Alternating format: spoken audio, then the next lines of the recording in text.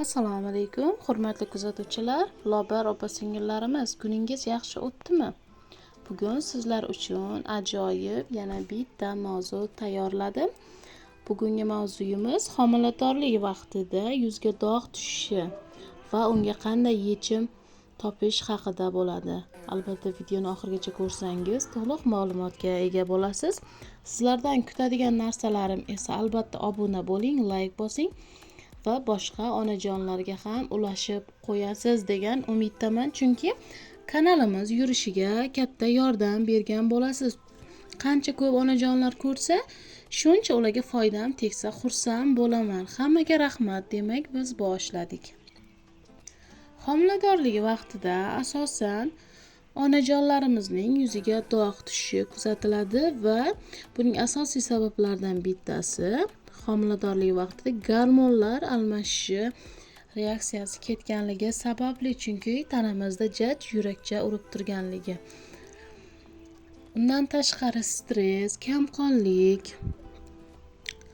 shu kabi vitamin yetishmovchiligidan ham bo'lishi mumkin. Bugun sizlarga bunga yechim topgan holatda yordam bermoqchiman.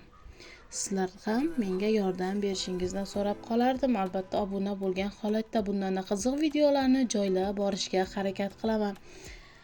Va bundan tashqari bizga ikkita mahsulot kerak bo'ladi. Barcha aptekadan topsangiz bo'ladi. Narxi ham albatta cho'ntakbop. Sizlarga qimmat narsa tavsiya qilmayman. Barcha aptekadan topsangiz bo'ladi. Bizga ayovit vitamini va askarbin kislotasi kerak bo'ladi. Bu ikkalasi orqali yuzingizga davo topasiz. Ikkalasini olasiz. Askarbin kislota ampulasi va ayovit vitamini bir dona yetadi. Ikkalasini olgan holatda aralashtirasiz. Haftasiga 3 kun, faqat kechki payt yotishdan oldin dog' tushgan joyingizga surasiz. Albatta rezultati haftada bilinadi. 1-2 marta surganingizdan birdan sezilmaydi onajonlar.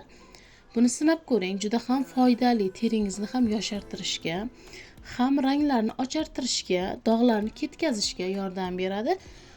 Albatta kommentariy yozib qoldiring sinab ko'rgandan so'ng. Qanday rezultat bo'ldi? Rezultat sezdingizmi yoki yo'qmi? Men aniq bilishim kerak. Agar yo'q, rezultat ola olmadik, noto'g'ri ma'lumot bergan ekansiz desangiz, men o'zimda sinagan videoni qo'yib joylayman va siz uni kuzatasiz. Hammaga rahmat, obuna bo'lish esdan chiqmasin.